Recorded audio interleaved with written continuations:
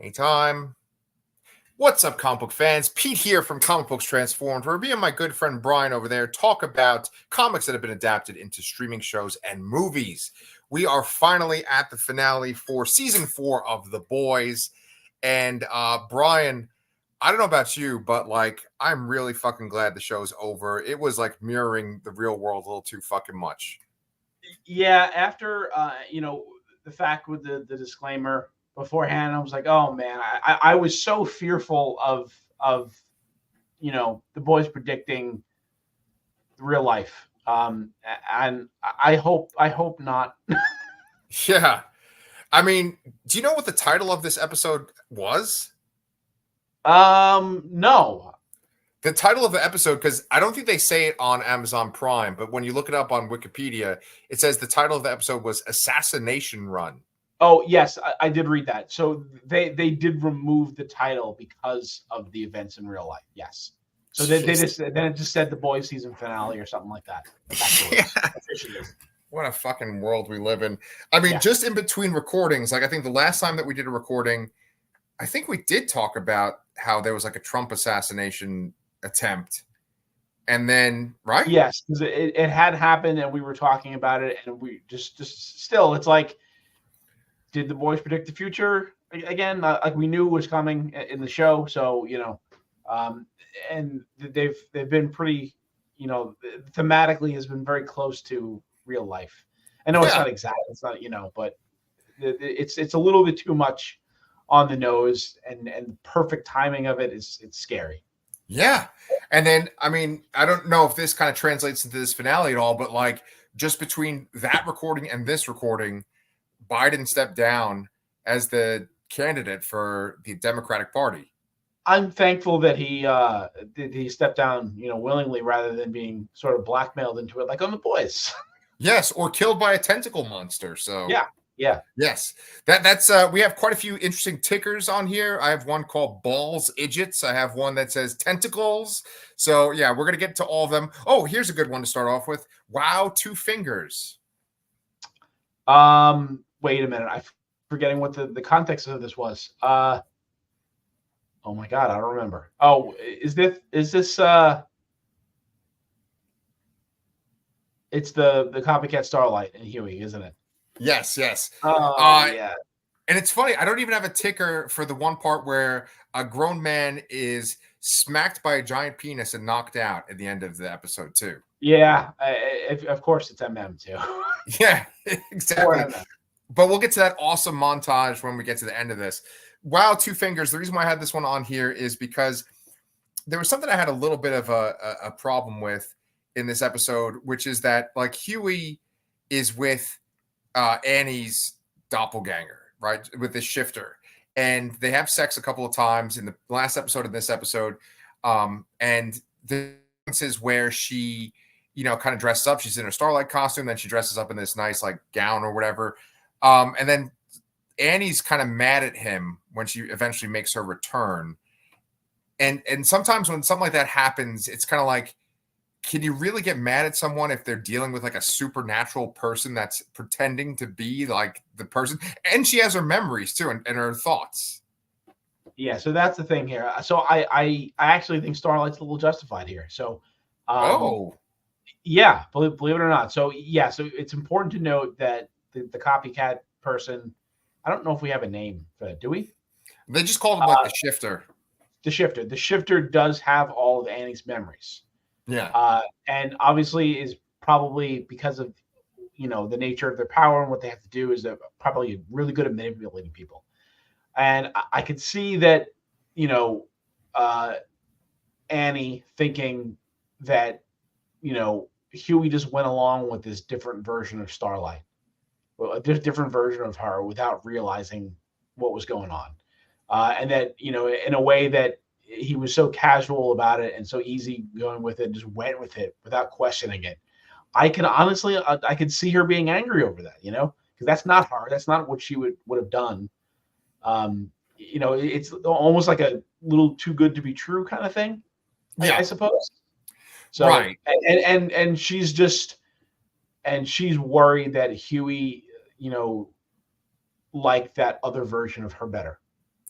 Yeah, yeah, and I do like the way that it kind of resolves itself, and we're kind of jumping around here, but basically, once they're together and the shifter's dead or whatever, um, he does this kind of like speech that you'd expect from like a romantic comedy, where he kind of points out all the things that like her quirks. Like he says something like, she's always wearing sweatpants and, she smells like this and blah, blah, blah. And I think it's like romantic because he's like talking about her specifically and it's like very personal things.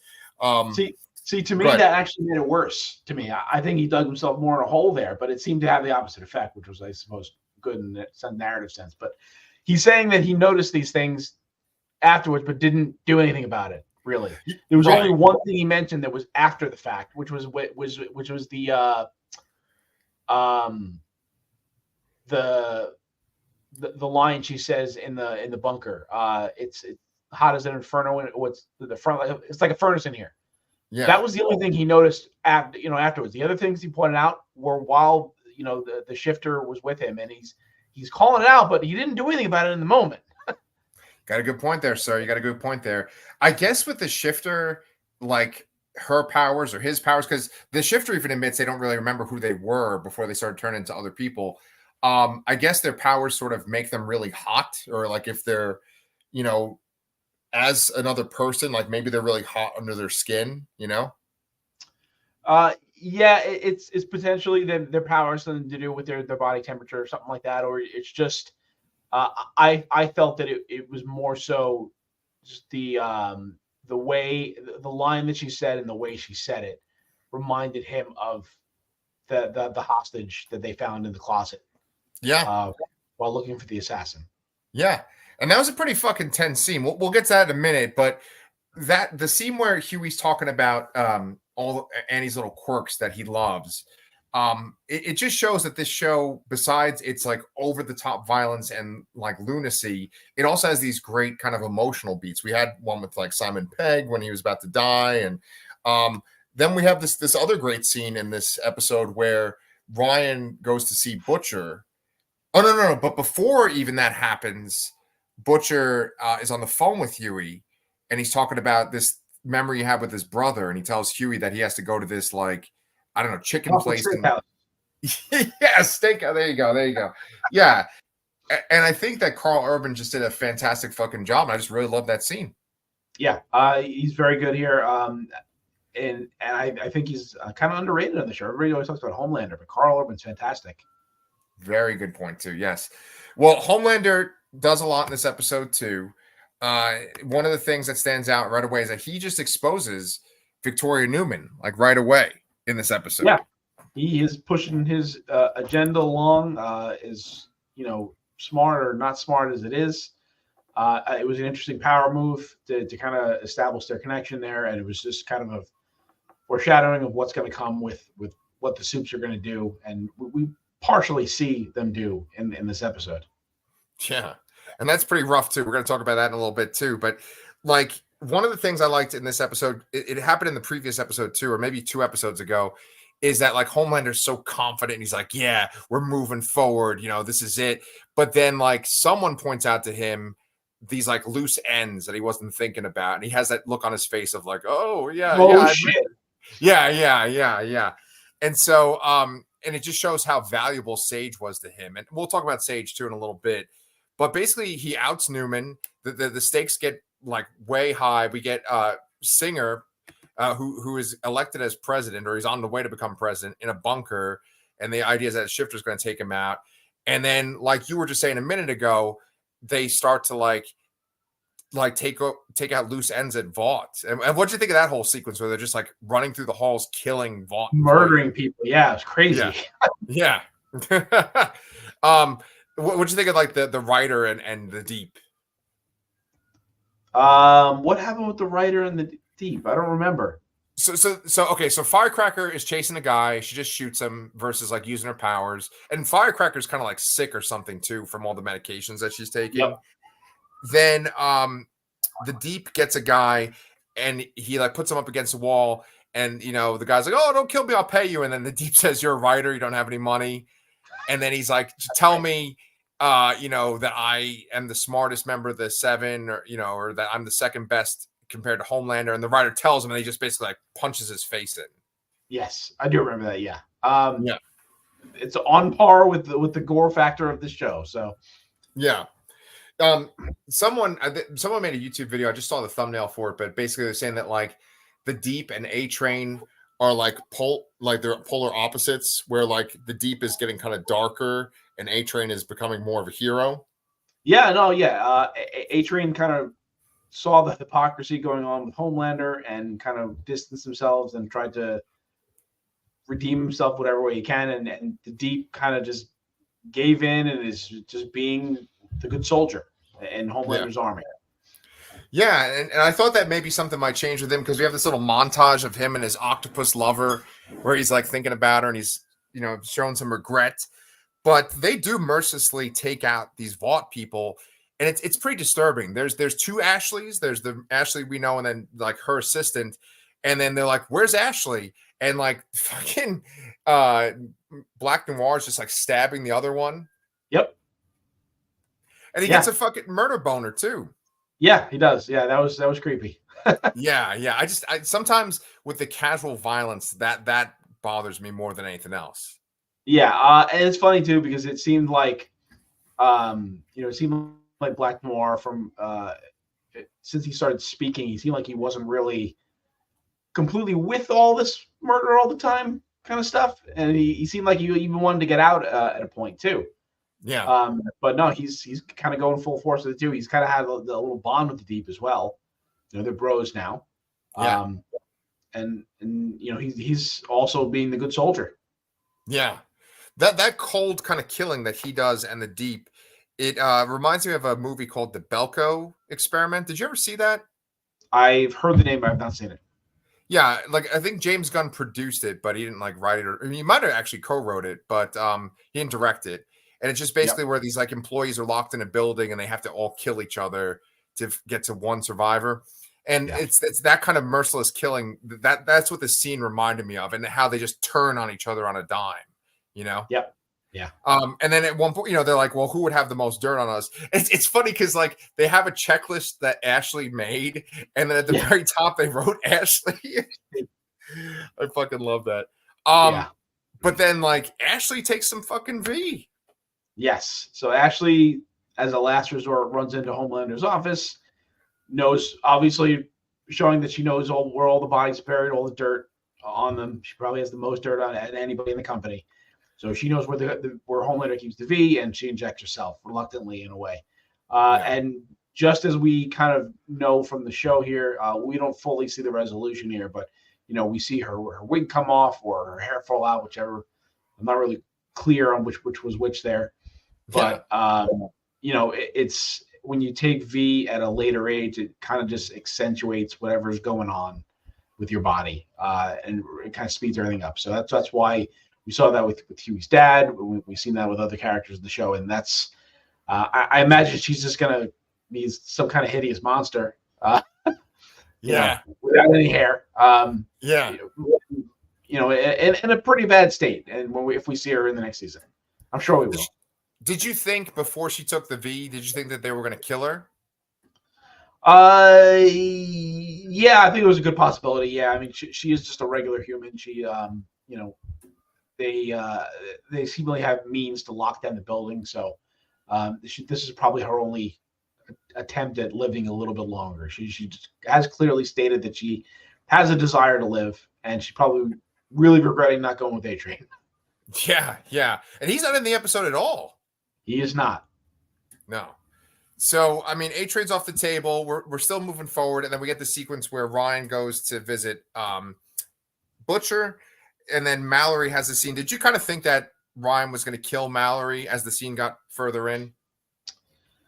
I wasn't sure, but yeah, I suppose yes. Ryan does not know how to control his powers fully, although he seems to be doing a better job here than he did with that stunt coordinator that one time. Yeah. You know, Mallory just got thrown against the wall and her neck snapped rather than turning into a bloody puddle. Yeah. But yeah, it was an interesting scenario there. They're essentially kind of playing up that Butcher's doesn't have much time left, and they're trying to kind of appeal to his morality and trying to a last ditch effort to kind of keep him from Homelander's corruption. Yeah. And it kind of failed because Mallory came on a little too strong. I wonder if she hadn't, if things would have been different. I don't think Butcher was fully on board with that plan. Yeah. I think if he would have said, you know what, I just want to go be alone, whatever. I don't want to have any part of this. I think he might have been, more accepting of it. But the fact that Mallory's now gone, I think Butcher is it's kind of pushed him over the edge, and that's why we see the Joe Kessler personality take over. Yeah. And when Butcher shows up at the end of the episode, I was not expecting that. I was like, oh shit, I forgot about this. Yeah. That was quite a twist. We'll get to that in a minute, but 2 points I want to bring up real quick. Starlight is like struggling to get out of the chains that the shifter put on her, and she like almost like degloves herself, which I don't know if you know what degloving means, but it basically means you're like your skin. Unfortunately, I do. Yeah. And as someone that has seen Gerald's Game, the movie directed by Mike Flanagan, and watched a few Mike Flanagan movies, like that happens a lot where someone's hands get really fucked up. So I was thinking Mike Flanagan. Yeah. It's pretty rough. Then the other quick point I wanted to make is that, if President-elect Singer is in this bunker, and at one point he says idiots, then he says balls, and it's just like Bobby Singer from Supernatural. Not one, but two Bobby Singer callbacks. Yes. I did not think that he was gonna I thought that he was gonna essentially get killed by the shifter, but then for him to be taken out because he says that line of like, I told you to kill her, that actually surprised me too. It did. And I have some comments about that when we get to talking about Sage later on as well. Let's do it. All right. But so then let's talk about Frenchie and Kimiko real quick. They have this nice little romantic moment as well. There's a lot of nice moments in this episode. Yeah. So they kind of get together. They kind of realize, Kimiko admits that she was kind of pushing Frenchie away romantically because she was afraid of him getting hurt. And they kind of just, seeing, the impending doom of the world, they kind of give in. And like your ticker says here, the Sam and Diane and Ross and Rachel of the boys. Yes. They also, I read possibly the best couple name I've ever heard. Fictional couple name, which was Kimchi. Nice. Pretty fantastic. That is awesome. Yeah. I kind of knew, I was like, okay, something bad's going to happen to one of them since they're having this moment right here. I thought that maybe like Frenchie might get killed or like Kimiko might somehow get infected with the virus or something. Yeah, because she's just like walking around with the viruses right there. Yeah. That infected leg. Yeah. So, I mean, I knew something bad was going to happen. And then we do have this great montage at the end. But to get there, we have this fucking twist where Butcher shows up. They basically, Newman has nowhere else to turn once Homelander kind of starts his coup. And she brings her daughter to meet with the boys as kind of like an insurance plan.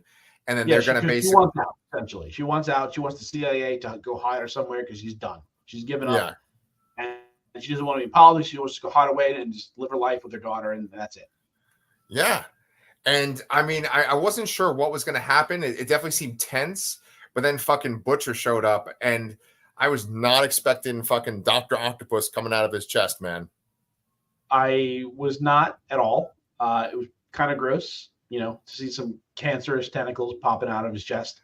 Yes. And I was surprised that he killed Newman. I mean, it was more of like an impulse kind of thing, like back to his mentality of like all soups must die, sort of, rather than any kind of intent. Like his intent is focused on Homelander and ending Homelander. Right. And I think he just did it because more for. Like he wasn't he didn't go there intending to do that. I think he was very surprised to see her there, and he just did it out of instinct. He wants to remove any the threat of soups from the world. Yeah. So does that shit with the tentacles? That's not in the comics, right? No, but okay. Remember in the comics they all have Vs. They all have like super strength and durability and all that. So yeah.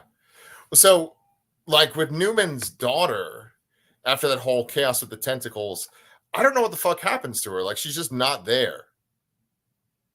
she gets knocked out and she gets left there. I guess Butcher forgets about her, I suppose. Yeah. But they send her. God, they send her off to the Red River Institute where her mom grew up. So which is kind of a very tragic ending. Yeah. Someone says that they're like, "Oh, we sent her to the Red River." No, they show her. They show her being dropped off at the building, and they zoom up to the plaque of Red River Institute. Oh wow. Okay, that's. So she ends up at the exact place that her mom didn't want her to be in. Yes, yes. Well, I mean, that's the whole thing. Is this episode gets really dark towards the end? It's there's this quote that Eric Kripke threw up there. It's something that what the fuck is the Batman analog? What's his name? The one. Yeah. Tech Knight says when he's talking about his movie, he says it plumbs a whole new pit of darkness with its soundtrack of Nirvana hits. And when the team went to go split up and they were doing the whole thing of, they're going to go their separate ways, and Homelander's talking about the New World Order underneath the Supes. I kind of kept thinking, I was like, okay, well, it's bad that the Supes are taking over, but I'm like, it seems too easy that everyone's getting away. Yes. Did you think that was going to happen, like where they just essentially all got captured? I didn't. It seemed like they were all going to get away, be separated, and have to come back together for the final season here. But it seems like they're going to be all captured, have to escape, and come back together to get to save the final season. Right. It was a surprise for sure. I found it very curious that Butcher was unaffected by this. Kind of makes me think that he may have tipped somebody off. Oh shit. Okay. Wow, that's fucked up. I don't know. I mean, it depends on. No, I mean, I guess it's Homelander's side that essentially captures them. I can't imagine why he would tip them off, but it was interesting that he was unaffected by anything. I know he's not working with them anymore. He probably went his own way after that. That scene where Newman died. But the thought crossed my mind because knowing what happens in the comics and all, it crossed my mind. Yeah, well, I mean, Butcher, he kind of goes off on his own at the very end there, and I was going to say that with the that montage, it was done so well of the boys getting captured, and they do play a Nirvana song, right? And they play Heart Shaped Box, that's actually the first Nirvana song I really knew. I knew Heart Shaped Box before I knew Smells Like Teen Spirit, and so it hit really hard. And then it was kind of cool to see like the Gen V people taking them out, Yeah. So we see Kate and Sam. They took out. Was it Frenchie? Yeah, that was Frenchie and Kimiko. And quite possibly the most heartbreaking scene in the entire episode there, with Kimiko screaming no, like audibly speaking. Yes, man, I didn't even realize it at first. Like I had to go back and rewatch it again. The ending there, I'm like, holy shit! Like that was such a powerful scene. Yes. I mean, she is great, and just that whole sequence, the way they do it, like when they show the three cars, kind of they're facing each other and they all go in their separate directions, and you're like, okay, we're going into the last season. Everyone's going on a separate path, but then it's like you see the fucking boat fly down in front of them, which is just like so many other superhero movies. I know like Magneto's done that before, Superman's done that in live action movies, and then it's like that telekinetic soup that was in like I think they were in Red River at one point. Right? Yeah, so that's the person that was after Huey and Starlight, and I recognize them, but I could not place them from what season it was because it's been a while since I've seen that character. It might have even been as far back as season 2. Yeah, I think it was. Go ahead. I'm sorry. Yeah, so and I think that there's a very good chance it was someone from the Red River Institute. Yeah, because they go with like Lamplighter, right? That's the one that has like the lamp. He like sets people on fire and stuff, right? Yes. So they go into that institute, and that character's there, that telekinetic character. Like they're one of the scary ones there, and they escape. Yeah. So I mean, that sounds. Yeah. Then you got the guy with the giant dick who, like, knocks out MM, and then finally we have Butcher. Oh, but Starlight gets away though.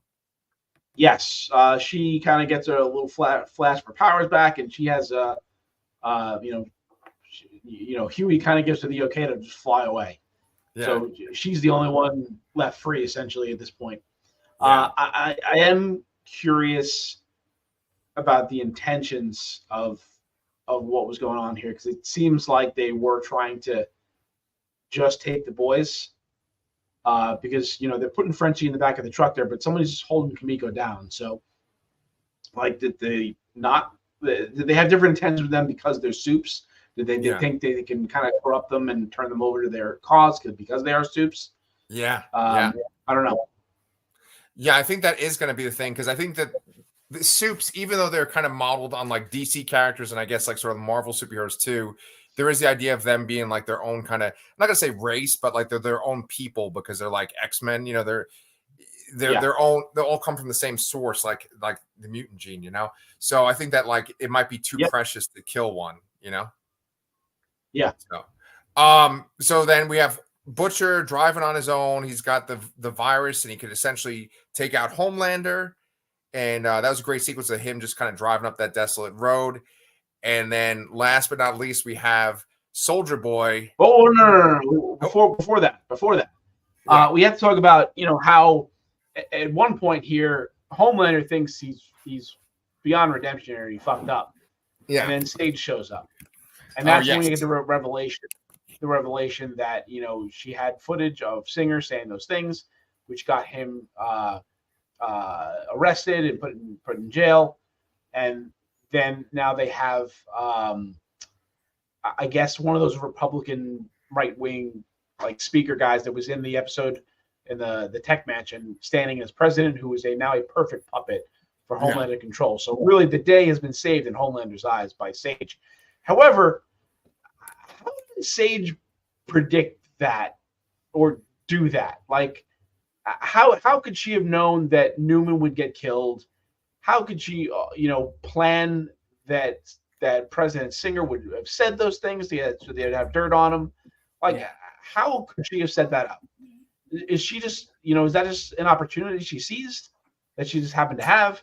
I think that like she might not have like predicted that Newman would have been killed, but I think that she at least knew that like Singer would give up some dirt like that. He would say something like that, or they'd show them like trying to take each other out, like I don't know, but I mean that sequence is pretty fucking phenomenal, because Homelander is so confident, and then he's just brought to his lowest when he finds out that Newman was killed, and then like Sage is there basically being like, next time have some faith in me. And he even says, he's like, what do you mean next time? And she's like, phase 2, baby, which is like a nice Marvel callback too.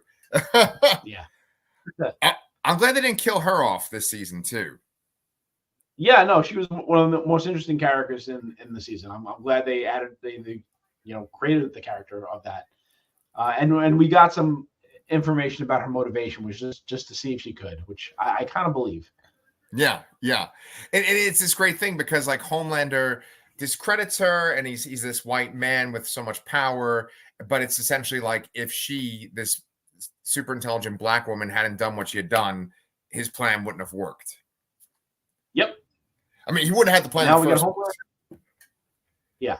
And now we have Homelander essentially controlling the White House, and now this new president puppet has now shown him that Soldier Boy is in fact not dead, and is in it's like stasis. Somewhere, in the White House.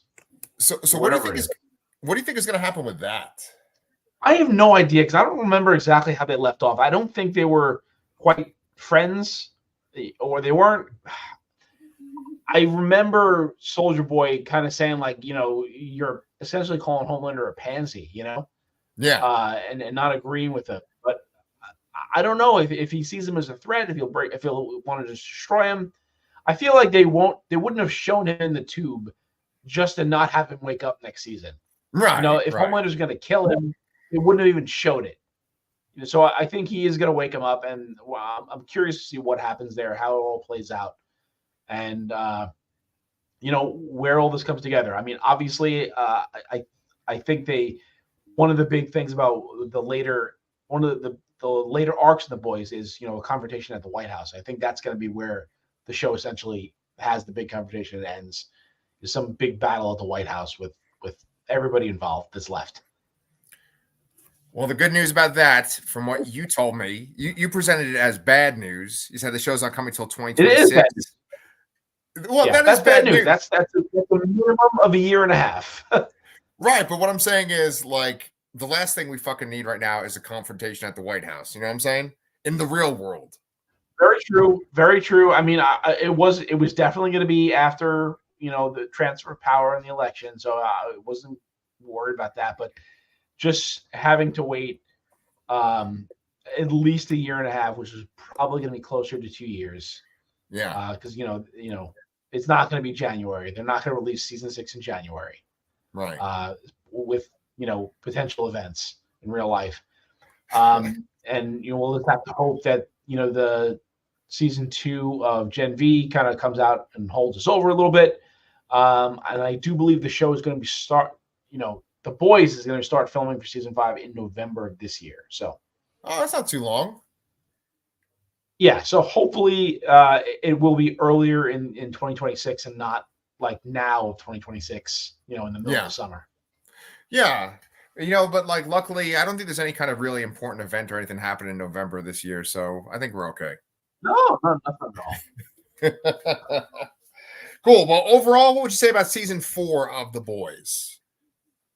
I liked it. I know some people were down on it. And a lot of that is people realizing that they've been kind of, making fun of the right, the whole time. And I think they've been unfair to the show otherwise. But I think it's a good season. It's a great show. I'm excited to see how they wrap it up. It's definitely gonna be different from the comics, and I'm curious to see, how it stands. At this point, I feel like the show is, for the most part, better than the source material, which is not always the case. Yeah, we've talked about that with comics before, like how Kingsman, I think, is a good example of how that's better than the comics. Yes, 100%. And for Mark Millar, that's usually the opposite with his movies and stuff. But I actually really love this season too. It's funny. I've been getting a lot of like videos in my feed of like The Boys cast members interviewing each other or answering questions from the internet. And Anthony Starr, I know he had like some sort of like charges put against him at one point, but he just seems like a real charming New Zealand guy. And he's just fantastic as Homelander. I mean, the whole cast is fucking fantastic, from him to even like just the small supporting characters they brought on, like we said, Sage and Firecracker. It's just a fantastic fucking cast and just a great show. Yeah, and it seems like the cast like really gets along. One of the things my wife loves about shows that she loves is when the cast are like friends and they have like a group chat. She just likes to see that kind of chemistry and develop from real life into on the screen and all that. Yeah, that's what Eric Kripke was saying about them, is that they all like to hang out even when they're not like shooting on the same day. They like to kind of just be there to hang out with each other. Yeah. So pretty fucking awesome show. I'm glad that you and I cover it on this channel. And I guess our next thing then is just Deadpool and Wolverine. And then what's after that though? We Friday morning. After that we have the Sandman and we have Umbrella Academy final season. Nice. If there's any gaps in there, I was thinking, do you want to keep going with the DC, whatever the fuck that animated universe was called? Tomorrowverse. Yeah, at the very least, the first 2 parts of that Crisis is on HBO Max right now. So, yay! You don't have to spend money on it. Yes, there you go. Nice, man. All right, well, guys, thank you so much for watching our coverage of The Boys. And you guys can definitely subscribe if you have not. But come back next week because we're going to be talking about Deadpool and Wolverine. We'll see you guys